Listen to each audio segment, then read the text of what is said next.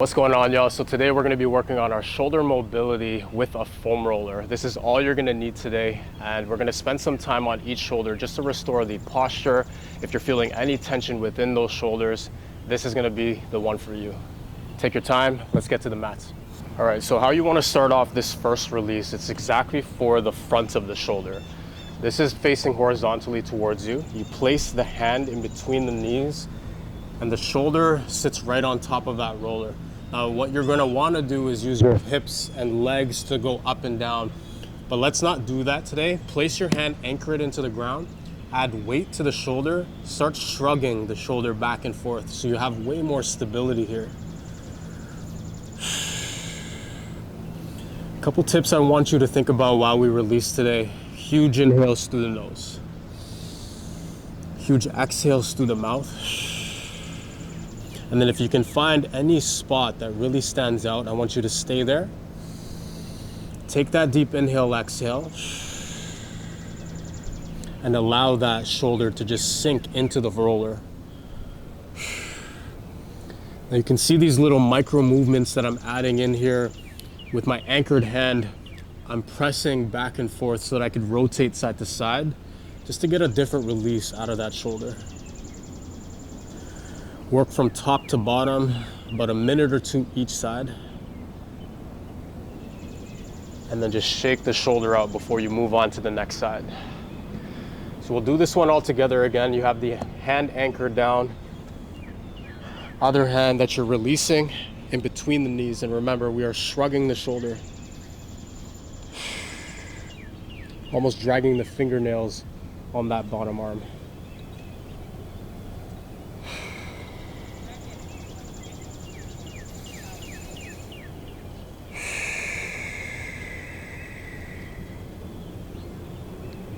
Maybe we start leaning forward, back, side to side, hunting for any of these areas that really stand out today. If you haven't done this one before, really tender, so it might feel like it's almost bruised. It's okay to take off that shoulder and just come back to it after a couple rollouts. You can always revisit it again.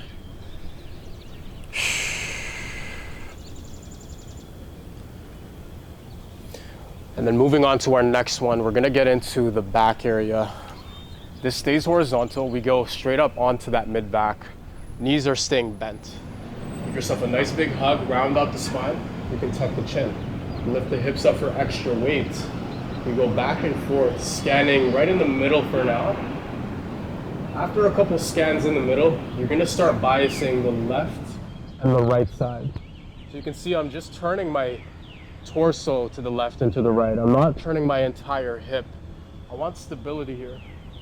Now I'm going to keep it on the left.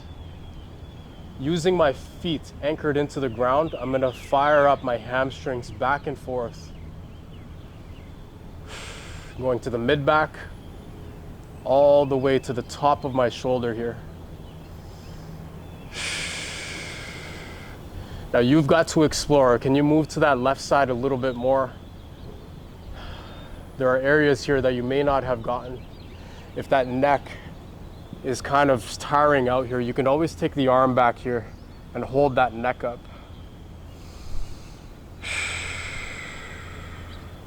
Once we find some good tension areas, you're allowed to drop this hip if it's too much, but we are gonna take this arm on the left side, go from right hip, and then thumb to the mat.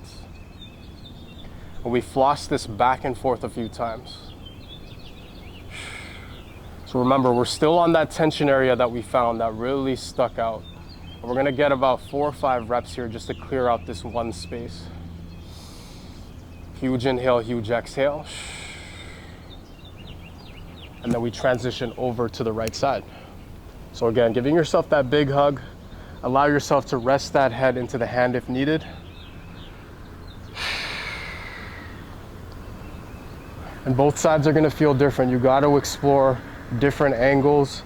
So maybe moving off to that right side a little bit more, finding these areas that really stand out. I found one, so I'm gonna take my right hand, put it on my left hip. You could decide to keep that hip up if you want extra weight, and then you're gonna take this thumb down to the ground. Just flossing back and forth with that tension area. Big breath in. Big breath out.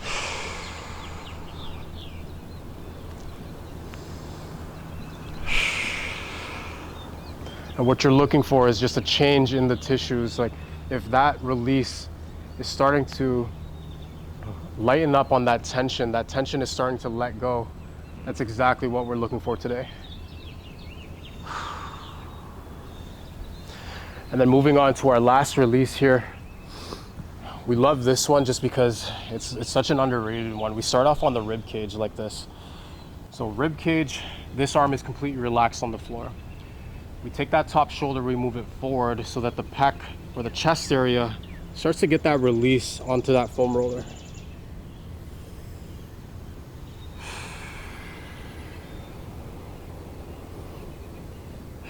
Moving up into that armpit area to the back of that shoulder, getting into that higher mid pec area.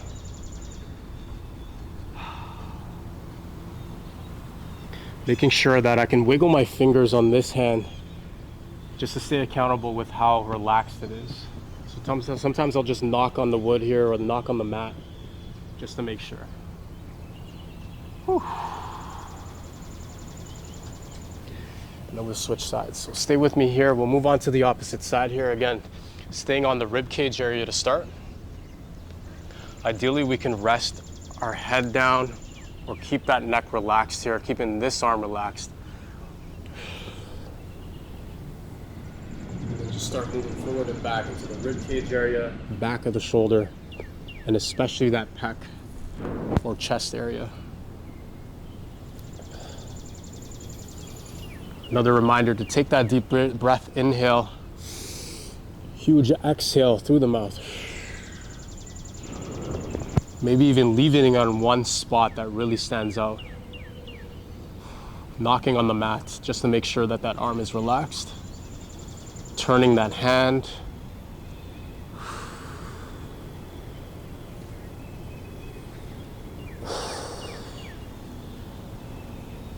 And that is your third release. The last part to this shoulder mobility is we want to actually use that mobility now. So all of the space that we just acquired, we're gonna start using it in a way where we lift this foam roller up with tight tension in the hand, and we're gonna pulse this range from the mat to the ceiling. What you're looking for here is the rest of the body does not move. This arm is in isolation, and you're gonna get to this point where you cannot go anymore. And that's exactly where you need to be. Now, once we get around 3 or 4 reps, we're gonna stay there. From here, please look at the details here. We look for the rotation through the shoulder, and we're trying to rotate as much as we can. Then we come back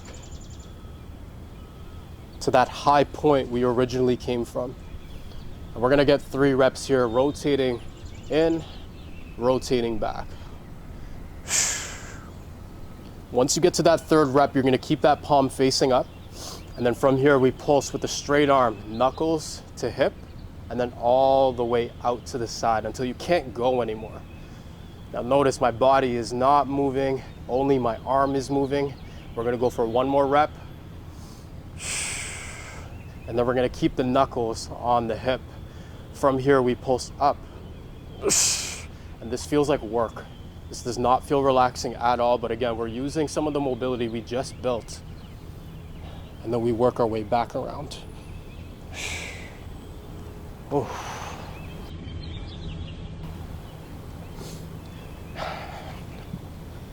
Same thing here. You have that 4-point position. Thumb is facing up on the working arm.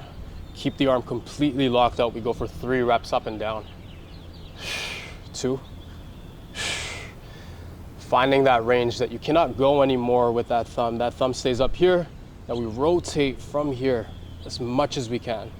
So it's okay that it comes out to the side for now. But we are trying to get as much range of motion and rotation from the shoulder. So you can actually see my shoulder rotating back and forth for 3 reps. We're gonna keep this palm up for this phase. We tap the knuckles to the hip, and then we go all the way back out. Watch my palm, it stays facing up. And I go for my third rep.